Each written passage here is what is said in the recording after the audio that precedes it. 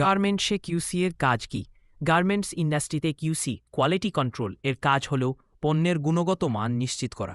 তারা নিশ্চিত করে যে প্রতিটি পণ্য নির্ধারিত মান ও গ্রাহকের চাহিদা অনুযায়ী উৎপাদিত হচ্ছে কিনা। কিউসি এর প্রধান কাজগুলো: ১. উৎপাদনের সময় পর্যবেক্ষণ। প্রতিটি উৎপাদন ধাপে কাটিং, সেলাই, ফিনিশিং মান যাচাই করা।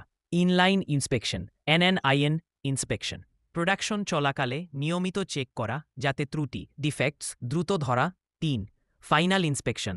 প্রোডাকশন শেষে গার্মেন্টস চূড়ান্তভাবে চেক করা হয় রপ্তানির আগে। ৪. ডিফেক্ট আইডেন্টিফিকেশন ও রিপোর্টিং। পণ্যে কী ধরনের ত্রুটি হচ্ছে তা শনাক্ত করে রিপোর্ট তৈরি করা। ৫. স্ট্যান্ডার্ড ফলো করা। বাইরের গুণগত মানের মানদণ্ড অনুযায়ী কাজ করা। ৬. টেকনিক্যাল নির্দেশনা দেওয়া। অপারেটর বা সেলাই মেশিনম্যানদের সঠিক গুণগত মানে কাজ করার নির্দেশনা দেওয়া। ৭.